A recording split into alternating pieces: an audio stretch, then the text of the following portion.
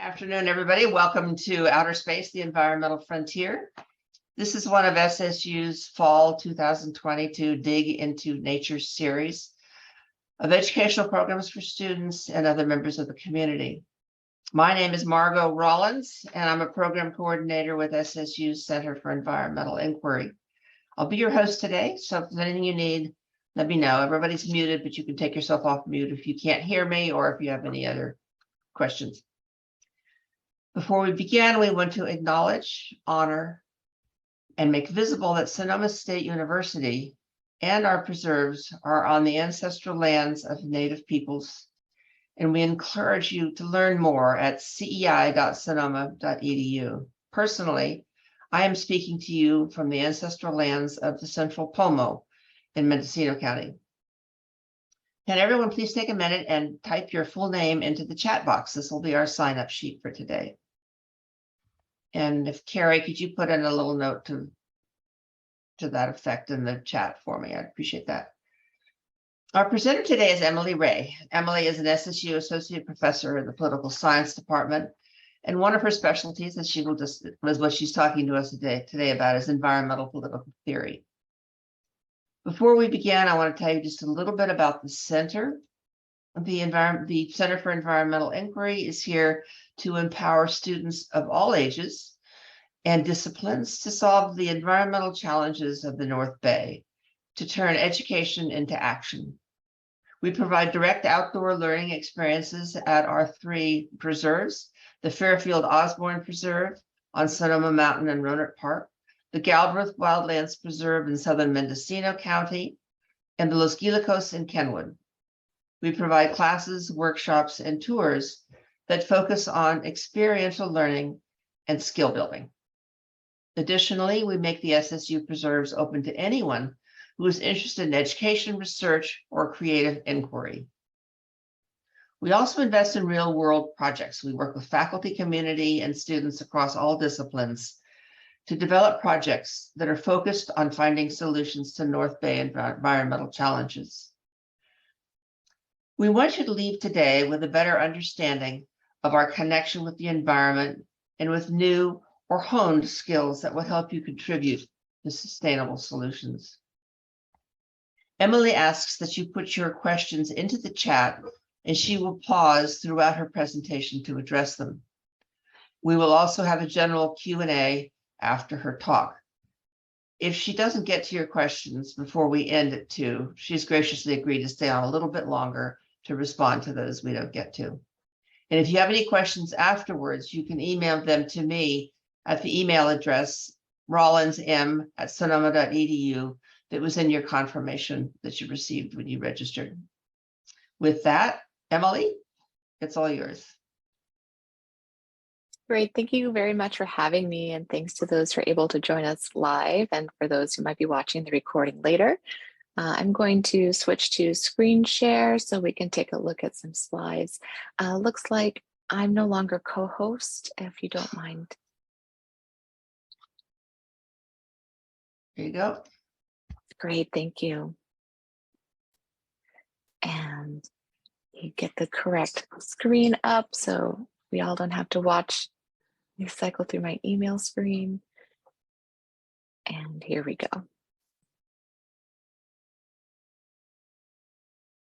All right, so hopefully is that visible to folks? Great, thank you. So I'm going to be discussing outer space, the environmental frontier. And first, I will tell you who I am.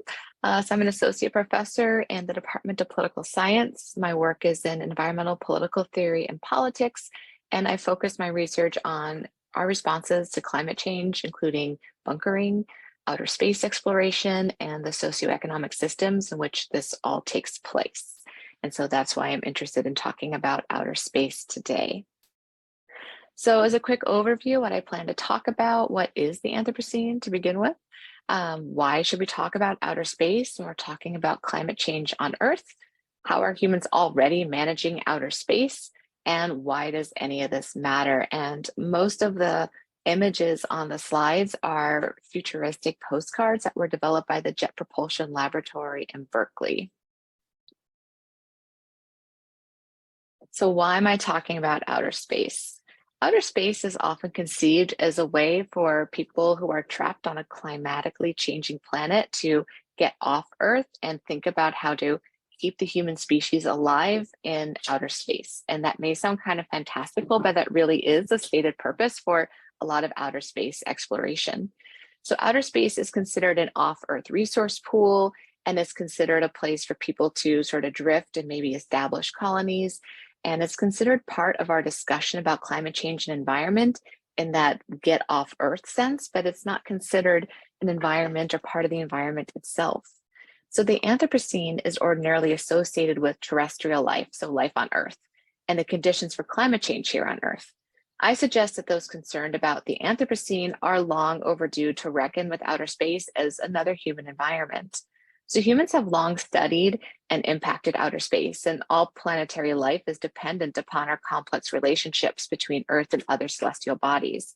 So while there are significant educational resources about climate change, there exists a firm kind of cultural partition between inner space, or the space on Earth, and outer space, as though outer space is somehow wholly apart from life on Earth. So exploring outer space is often approached as a new frontier and opportunity to expand civilization, but through economic and legal arrangements for sharing access to outer space and for the transformation of celestial materials, the stuff that's out in the void of space, into economically viable resources. So interest in outer space adventure and development is in some part driven by anxieties about the livability of this planet under the stresses of the Anthropocene. So what is the Anthropocene?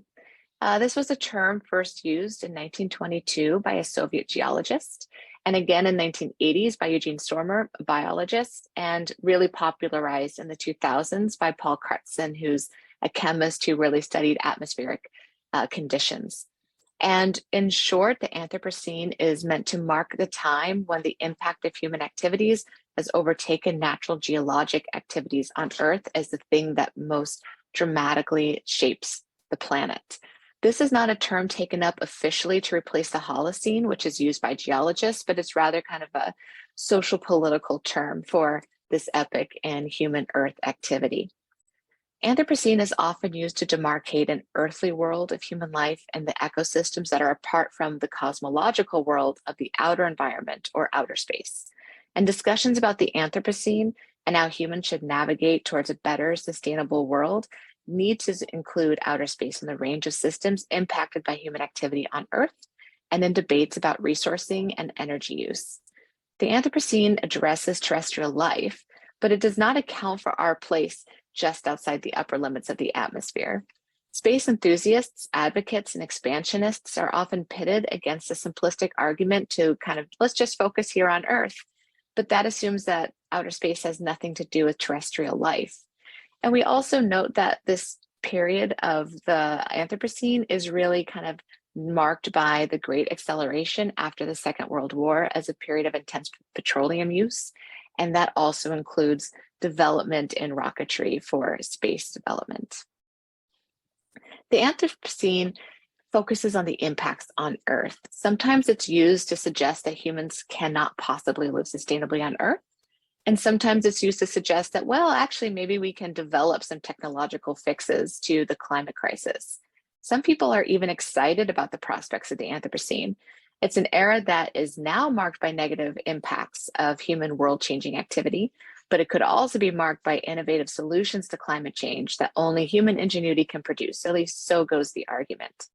So capitalists of all stripes are really excited about this possibility, but especially in Silicon Valley, who are eager to join networks of experts to manage the climate crisis, which is involving a bureaucratic fusion between public and private sector that's already been present in outer space development. NASA has contract relationships with SpaceX and contract relationships with weapons development companies that produce the material for rocketry. So this would kind of tighten that link between public and private sectors to develop an outer space program.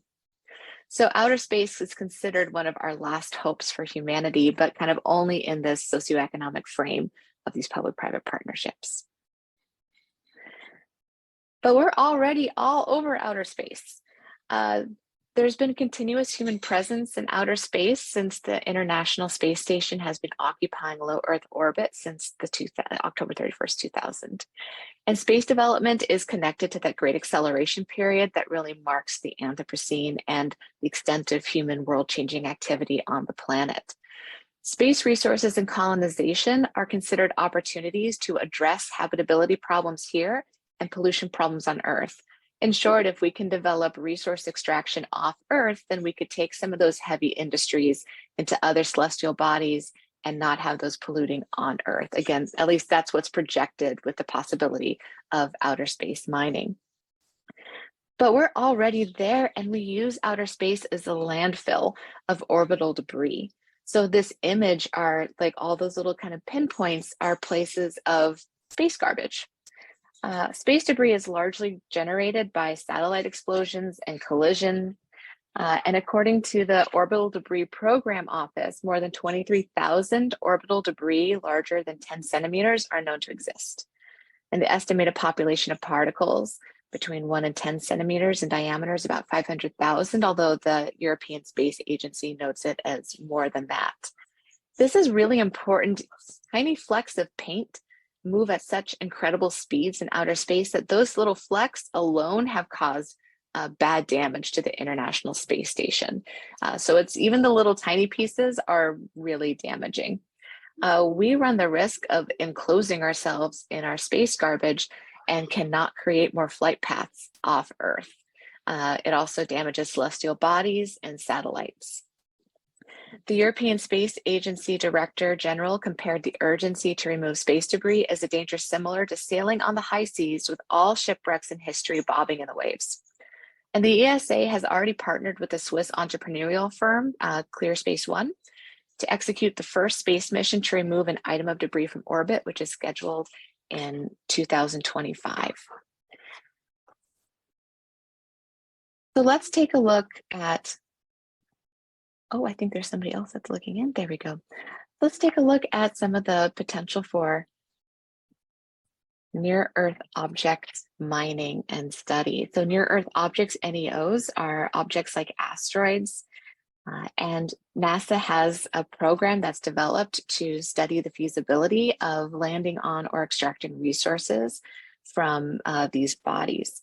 So in addition to dealing with space as a landfill, we also have these bodies, including the moon, asteroids, and meteors that are believed to have commercial value.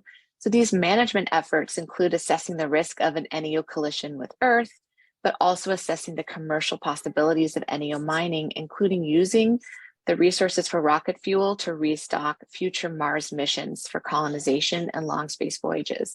So a rocket would stop at one of these near-Earth objects. There would be a rocket fuel industry on that object.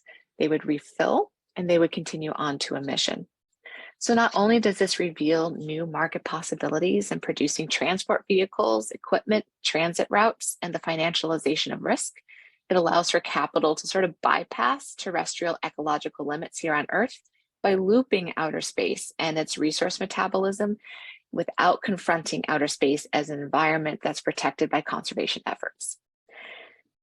So now I want to take a look at the regulatory environment that already exists for managing outer space. Following World War II, there was interest in space activity from the developments in German rocketry brought to the US with Nazi scientist Wernher von Braun and his team.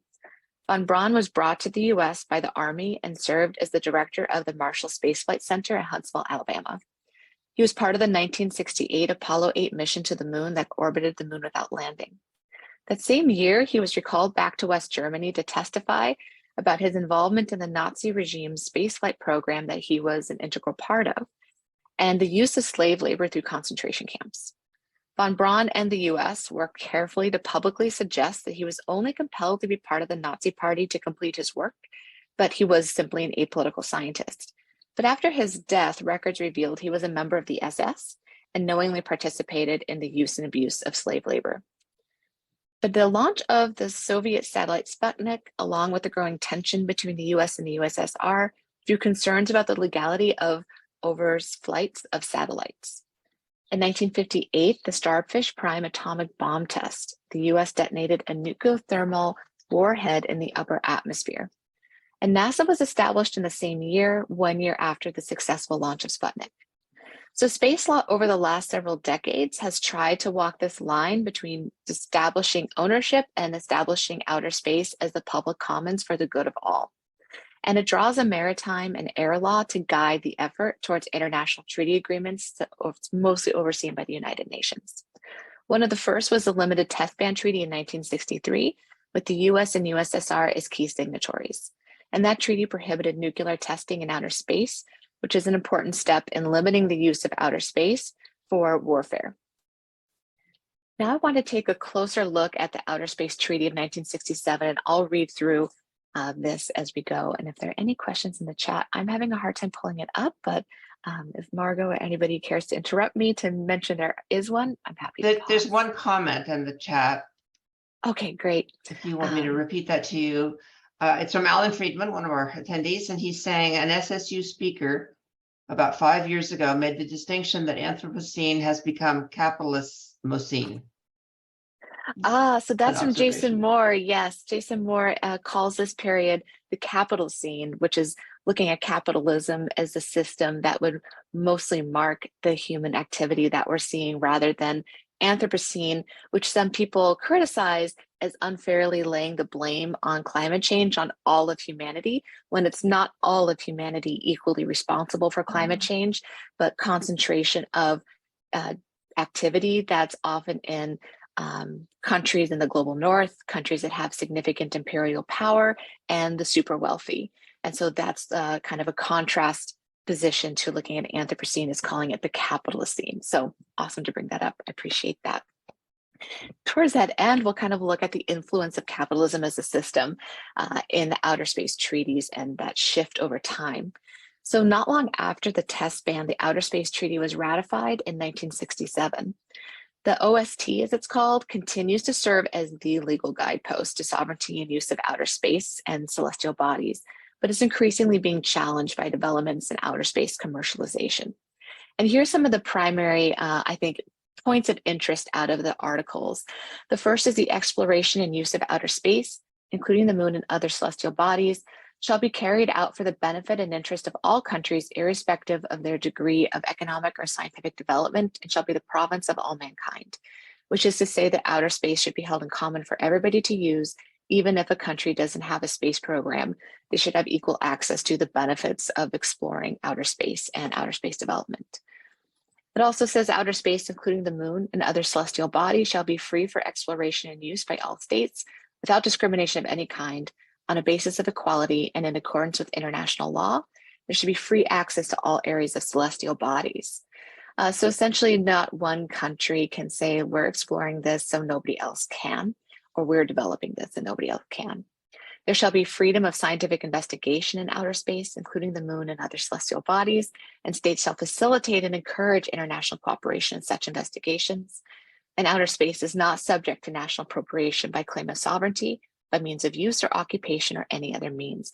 So this isn't a matter of planting a flag or planting a piece of equipment and saying, okay, now this is a way to extend our sovereignty into celestial bodies, but rather no country can make a claim to now dominate, control, or own a celestial body and the resources therein. But there's a lot of wiggle room here that we're going to discuss. So the next attempt to add a regulatory layer was the Moon Treaty in 1979. And there's a real hesitancy to ratify this treaty because of concerns for commercial development and economic competition with the USSR. So there was an attempt by the Moon Treaty to kind of solidify some of the points here, but the US, the USSR, and China refused to sign it, and so it continues to be of very little merit in international law. The next one I want us to take a look at is the Commercial Space Launch Competitiveness Act of 2015. And this was passed with great support from congressional Republicans in the 114th US Congress, which passed this with the purpose to facilitate a pro-growth environment for the developing commercial space industry by encouraging private sector investment and creating more stable and predictable regulatory conditions. The law moved to remove unwarranted constraints from commercial space industry, to facilitate commercial exploration for and recovery of space resources by US citizens, and to discourage government barriers to the development in the United States of economically viable industries for commercial exploration and space resource extraction, which is to say, trying to make outer space more accessible for commercial development and for private sector resource control. The Act codifies in law what the Moon Treaty failed to guarantee to its signatories, which is the right to acquire property in outer space for private entities, the right to commercial exploration of outer space resources, and the Act marks a pivot away from outer space treaty and the pledge to consider outer space as a global commons that is non-exclusionary. Instead, the Act focuses on the legal protection for private commercial enterprise. In a 2017 keynote speech to the Island Galloway Symposium on Critical Issues of Space Law, Scott Pace, the then executive secretary to the National Space Council, warned that new developments in space technology and entrepreneurship, quote, threaten to outpace the legal and domestic regulatory mechanisms intended to enable and manage space activities. Pace set a goal to make the US the most attractive jurisdiction in the world, his terms, for private sector space development.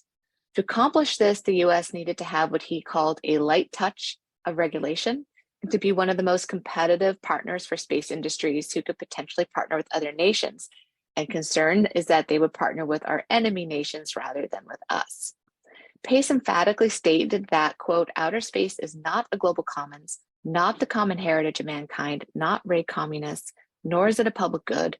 To unlock the promise of space, to expand the economic sphere of human activity beyond the Earth, requires that we not constrain ourselves with legal constructs that do not apply to space. Former Vice President Pence in 2020 at the National Space Council address promised that all future outer space developments would be driven by, quote, American ingenuity, and that the US would be the first to economically develop the Moon and Mars, which he said was made all the more urgent when China landed an unmanned craft on the Moon and, as Pence said, quote, raised the red flag of communist China on that magnificent desolation. So hopefully you can see that there's increasing interest in the US to have a more imperialist relationship with making space a safe place for kind of developing outer space economic opportunities that would be controlled by US firms or firms that would be based or partnering with the US. So what are some of the implications here? I'm arguing that outer space is already part of human activity and that we're just not fully discussing it in context when we talk about climate change and environment. Each successive treaty and accord produced by the US emphasizes commercial activity driven by free market principles. So while outer space may not be considered part of the environment the way environment is often invoked here on Earth, it is looped into extractive industries, which binds outer space to the terrestrial environment through anticipated exploration and exploitation of space objects and resources. And in fact, they're considered natural resources already, which is naturalizing outer space, but not including it as part of the environment when we show concern for it. And so space joins the environment, but only on the terms of capital. So perhaps with a little resistance from environmentalists, outer space will be another managed environment with public contracts to ensure efficient extraction, transport, and sale of outer space resources. A new market for a dying planet with state-of-the-art technologies that make extraction gentler on Earth as ice recedes, melts, and exposes new commercial opportunities. So one of the arguments is that extraction development for outer space bodies might also be useful as ice recedes and there's more extraction opportunities on Earth. So outer space is not just an escape habitat for humans, it's also part of our environment. And it's still considered this value-free void and is excluded from these important conversations. So what are some general considerations to make here? First, I suggest we think about what has contributed to climate change and the Anthropocene, and are we approaching outer space with some of the same ideas, practices, and politics? The use of outer space for commercial and resource exploitation is a legal open question and a political, ethical, and economic open question as well. Yet outer space is still marginally included in the realm of environmental concern that constitutes the Anthropocene, but is more seriously considered as part of an techno-optimistic solution to climate change. The legal frames around outer space development are increasingly hemmed in by a mandate to commercially develop the resources, bodies, and transportation routes available in and through outer space. These opportunities are often framed as hopeful developments in the face of climate change in the Anthropocene. In order to seriously consider the place of space, the question of climate change, disaster, and livability on Earth and outer space needs to be reckoned with as an environment already looped into our terrestrial lives in critical ways. And outer space should not be seen as a blank new frontier to project kind of the same ideas and politics and forces that are on Earth that's contributing to our climate catastrophe. Space development enthusiasts understand the strategic value of outer space, and outer space entrepreneurs continue to dazzle the public with displays of technological sophistication and a promise of a better world if you can afford a ticket off the planet, or don't mind the indentured servitude that Elon Musk promises for those who can't afford to but are willing to work in a Mars colony. So there's still time to address these questions carefully. But the trouble is these questions are not being addressed in a democratic way whatsoever. There's really not a bunch of democratic participation with everyday people trying to influence and have something to say about outer space development and its relationship to climate change. So who has a seat at the table to shape our presence in space? So a few suggestions for further exploration about this issue is get to know your US space public policies and ask your elected representatives or the candidates to spell out their position on outer space development as well as their position on climate change responses. It's time that these conversations happen more publicly and visibly, and I think asking representatives to do so is a good step. I also recommend familiarizing yourself with struggles on Earth related to outer space development. One is to look at the Mauna Kea 30-meter telescope project that's slated to be 18 stories high with a 5-acre footprint. The mountain is a sacred place for Indigenous Hawaiians. It's the tallest mountain in the world when including its underwater base and measurement, and is a significant source of water. The telescope will cause significant environmental damage and waste contamination, just as existing telescopes have caused on the same mountain already. Many Native Hawaiians consider the US an illegal occupier of the islands, and this project is funded by US-based research organizations, including universities in the UC system. In 2015, Hawaiian land protectors peacefully blocked the road to the mountain to prevent heavy equipment from moving in, and it's currently under another environmental review process. One of the people who was arrested is the department head for the political science department at the University of Hawaii, Manoa, and she writes quite a bit about this issue. Another issue to take a look at is Elon Musk's attempt to source nickel from Indonesia for Tesla production and to establish a rocket launch site on a small Papuan island, Biak. The island residents are fiercely opposed to this because the rocket site would require massive deforestation, loss of traditional hunting grounds, water pollution, disruption to animal habitat, and displacement of people from their homes. The Russian Space Agency is also eyeballing the same island for a future launch site. So with that, I think that gets us to most of what I want to say, but I'd like to spend more time for discussion. So I appreciate you sharing your time with me today, and I will stop screen share to help facilitate conversation. Hi, Emily. I had a question, if that's okay, just to jump in. Great. So I did have to step away for 1 minute, so I really hope you didn't address it in that 1 minute. But thinking about how all the technology that we use to track climate change and track places where we can help solve climate issues, a lot of that's in space. Did you already discuss that? Not really. Like the satellites and like there's this satellite, I believe, being developed to see where are methane emissions biggest on Earth, so we can target those places, things like that. So that's just a cool connection. Yeah, absolutely. No, a lot of the satellite technology that, well, it's obviously in space, and that's being used, yeah, as you mentioned, to help us keep track of emissions. I mean, there's unmanned drones that are also used to kind of do these overflights of critical habitats. So we're already kind of using space to do this work. But these satellites are also kind of a multi-purpose or dual purpose. So often when the US and other nations are authorizing satellites for collecting this data, there's a very good chance that that data collection is also going to the military.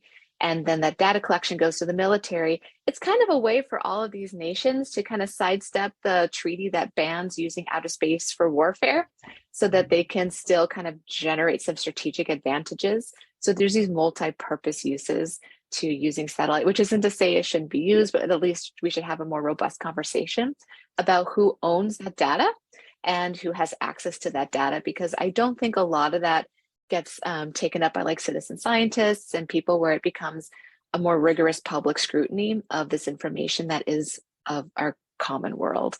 But we do often overlook outer space as already part of efforts to address climate change, but in data collection, not just exclusively as reworlding the human species. So, and I bet if scientists had open access to that information, we could get a lot more done instead of the militaries being in charge. Absolutely, yes. No, there's a huge problem with where funding comes from and who has access and who doesn't. And a lot of data and research data, even coming out of universities, are paywalled. So it's really hard for people to have access and for that to become part of a broader public conversation. Thank you. Are there any ways of controlling the amount of the number of satellites that are polluting our skies as well as the debris itself? Is that just we just have to accept all that because there are no treaties about that? You know, I'm not sure what kind of like regulation exists for. I mean, Elon Musk just like scattered his Starlink satellites all over the place, even though everyone like he was warned that would like create a lot of like space pollution essentially. So I am not sure how people gain permission to launch those satellites and satellite projects, but again, there doesn't seem to be a great regulatory environment because it's so competitive to have various kinds of access to outer space.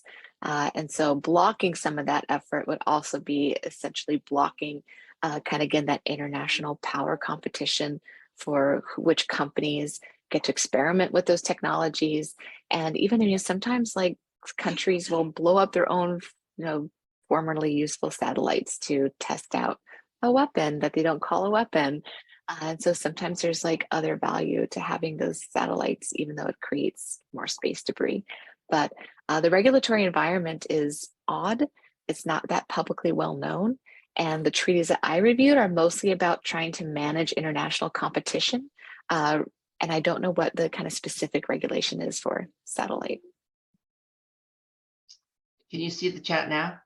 Yeah, so yeah, the Mauna Kea is a really interesting and troubling issue. I think one of the things that we can do, especially if anyone that is not Indigenous Hawaiian, is to take seriously what Indigenous Hawaiians are telling us are the risks to establishing this. There are other candidate locations for that satellite that would not cause so much damage and would not be desecrating a sacred site. And so there's other ways to deal with siting those telescopes. There's also other ways entirely of doing the research that the telescope is accomplishing. And one of those things that a lot of the Indigenous Hawaiian movements is reminding us is that Indigenous Hawaiian knowledge is not just like a relic of the past or only like that was a neat thing that happened historically, but now Western science and technology has overtaken all other ways to generate knowledge.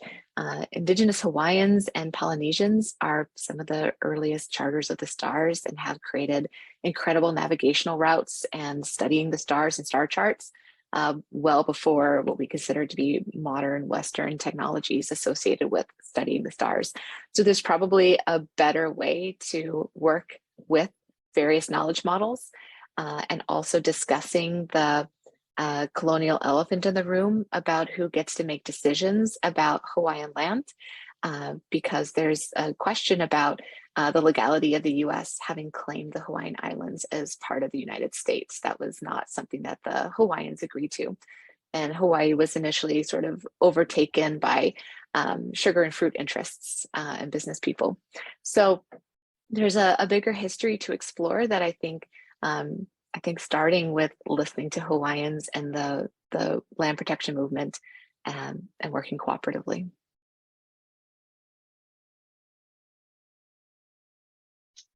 please unmute yourself if you like and ask your questions. They don't have to go in the chat for a small group.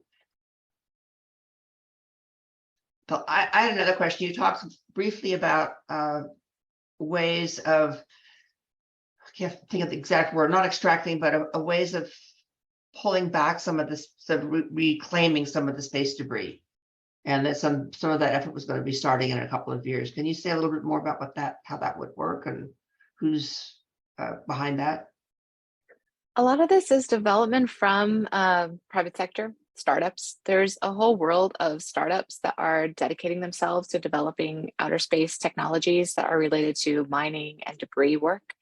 And that, I mean, it's kind of as silly as like giant space nets to capture pieces of debris. And it's really just an experiment to see what can be done with this company's specific technology. I'm not aware of a more far-reaching program at this point to collect space debris, but this is an experiment to see what is possible. But this also, I think, indicates to us that there are these kind of market opportunities to capitalize on all the mistakes that we're making and ways that we're polluting outer space already. And so somebody's going to be making, it's going to be quite profitable to develop the technologies that allow to collect outer space debris. But right now, a lot of the international space agencies are working collaboratively. If one is successful in doing it, we see what happens. But some of these startups, they come and go. You know, some of them have these kind of wild ideas about how to develop mining or collection. And there really aren't a lot of opportunities to test that out, and they aren't always well funded. And they're also crowded out by some of the major players like Blue Origin, which is Jeff Bezos's space company. And he's the former CEO and the founder of Amazon. And if anyone's unfamiliar with Bezos, also owns the Washington Post. And he and Musk are in competition to kind of crowd out the field of private sector that is inserting themselves into kind of solving some of the space problems. Interesting. I think you have several students that have joined us on this, Emily. I'm curious as to what they think and what some of their learnings through your classes might add to this and what questions they might have. I'm also curious what my students have to say. Put them right on the spot. They have a little bit of a leg up on the rest of us, I think.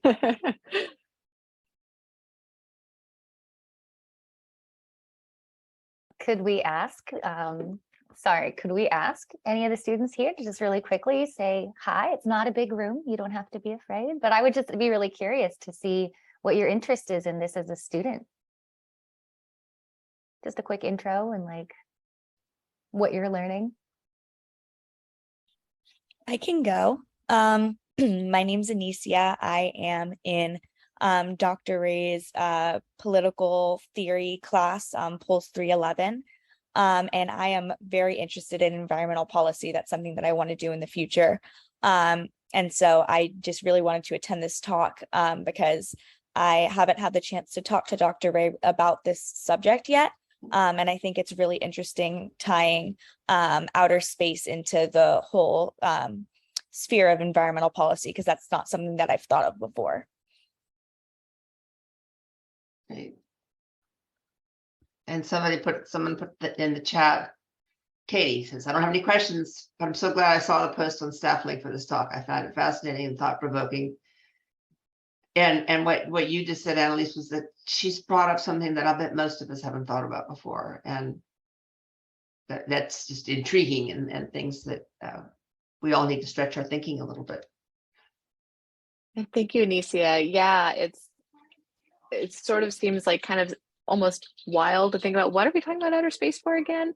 And like, it's just going to be this what if thing. And then you dig into it like, oh, wow, this has been going on for decades and there's already a regulatory environment. And why don't we as everyday people have this in our conversation when we talk about climate change and life on Earth and what we want from our relationship with outer space as we develop more extension into it? And I think that's really concerning that that's just like not part of our broader conversations, because again, those decisions are going to be made on our behalf if we don't include more meaningful democratic participation in figuring out what this looks like. It's, you know, some people respond to, you know, when I bring up this topic with, well, what I think is we should focus our energy, our money, and our attention about solving climate change on Earth and not invest in outer space. That's the wrong direction, literally and figuratively. So that's a fine sentiment, but that decision has been made already. Being in space is a foregone conclusion. We're there, we're doing it.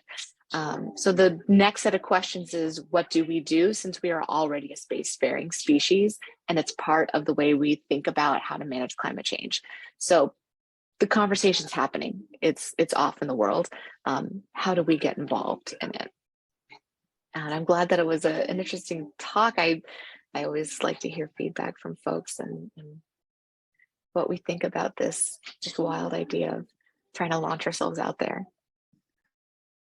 I don't think you said anything about this, but being sort of the host and watching the mechanisms going on, I don't always hear all of the presentation, but did you say anything about perhaps the debris and the amount of activity that man is causing in space could be impacting climate change itself?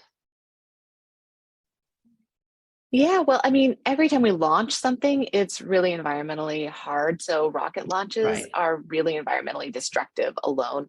Those launch pad sites are enormous. They are full of polluting chemicals and polluting activity, and they are incredibly loud and rumbly. And I say that because that is very, very destabilizing to the animal habitats in the area, because that is sending really terrible noise into water, swamp, and areas. I mean, in Florida, Alabama, if you think about where some of these launch sites are, that has been, scientists have found that those are causing terrible problems to the animal species that live there, because that is deafening. We already know that, like all the ocean traffic is causing horrible problems for communication patterns for sea life that can't communicate with each other. It's deafening in the ocean now, for those animals that depend on ocean as their mode of communication.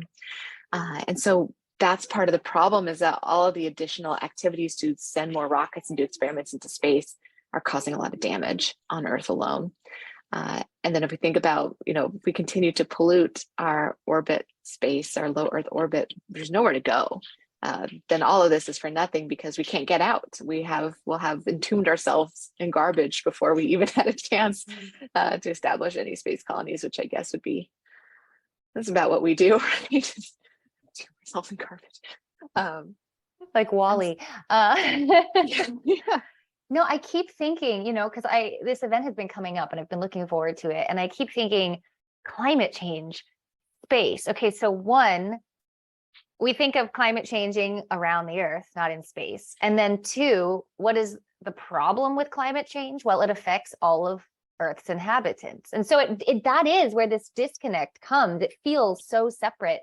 And I guess what I'm asking is kind of as a public educator, what would be your 3 bullet points elevator speech, like this fast, if someone's like, what do you mean? And I'm literally just sit with them for 30 seconds. And that's all the time I have to explain.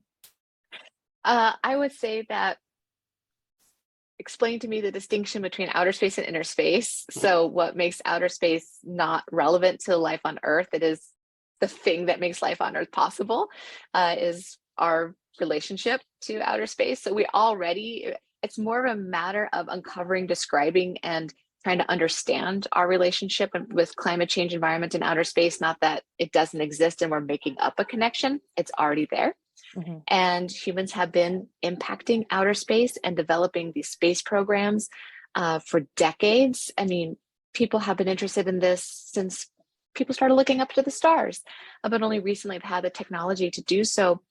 Who gets to help decide and manage what those technologies are and what they are meant to do? What's the purpose? I have a small child who's actually losing his mind trying to get into this room. We can barely hear. Yeah. A little noise in the background. Yeah, hi, buddy. I would tell them that there are small children that want to get to space. Also need to go. Hi, bud. And I would also mention, if somebody's like, why outer space? Is because that's already being used to conceive of ways that we deal with climate change. Right. So with the off-Earth resource extraction and space colonization, and there's, I mean, when I was reading off the like space policy discussion, again, I tell people it's already being discussed. So what's the relationship is how does outer space help us plan for the challenges of climate change that are happening and are to come? Those conversations have been happening in space councils and between space agencies and the private sector. Where's the public? Great point. Very succinct. Thank you. Yeah. The great Anisha has multitask of my life. Anisha put in a question in the chat. How can Anisha, thank you. How can education about the importance of outer space to environmental policy be raised? What can be done to make it a forefront of climate change conversations? Great question. And I don't have all the answers to that either, because that I think is part of a broader public conversation. But as we start to know that this is important, and if you start to like do a little self-education about some of the like policies and reasons why this matters, again, I think the next step is to be an annoying constituent. I think if you're ever talking to somebody who's running for office or is in office, push them about this question. Or if you're part of any political organization or organizing, especially around candidacies, bring this up. So if you are like, I'm giving money to X's campaign for president or for Senate or something, or I want to get involved in helping, you know, go door to door or something, like push on that campaign. What are the positions here? What else? I mean, really chat about it, annoy your friends and family about why this matters. But start tracking those issues that I mentioned that are already, because it's not just about what's happening in space already, but how we're developing a space infrastructure on this planet. That's also part of the relationship, because developing a more robust space program, as we're globally doing, is going to contribute to climate change with emissions and pollution on Earth, displacement of animals, displacement of people, and displacement of indigenous people in particular. So start to connect those dots. So if you're talking about colonization and movement and climate change, remember, the space program contributes to this too. And so I would just encourage you to keep weaving these things together and bugging people as you become more politically active.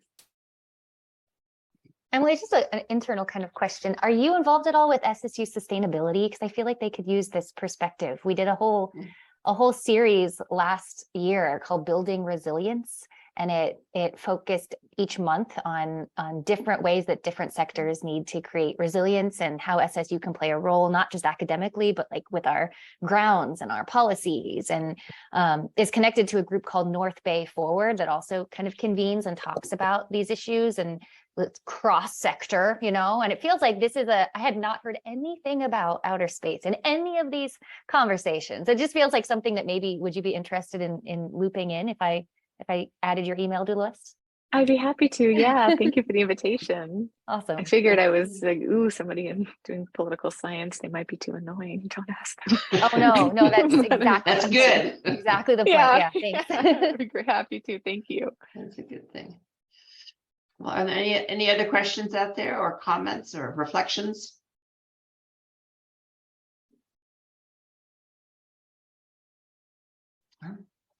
I guess not then. Well, thank you so much, Emily. I thought that it was fascinating and intriguing and frightening, and you know, all of those things that we need to be kept alert and well on. Thank you very much. We had a lot of other events coming up. Carrie, if you would put into the chat for me the website URL for our calendar of the events that are coming up through Dig Into Nature. The next one is the next week on October 27th. The conservation directors of the San Francisco and Oakland zoos are going to be talking about some of the really fascinating collaborative work that they've done with each other, with SSU, and with other universities. They're really extraordinarily powerful partners for academia. We also offer guided hikes every Saturday on our Osborne Preserve on Sonoma Mountain, and a first ever guided hike at the Galbraith Preserve will be on Sunday, November 6th. So go to the URL that Carrie put up for us and join us for some of our other events. Again, thank you very much, Emily. And thank you all for joining us.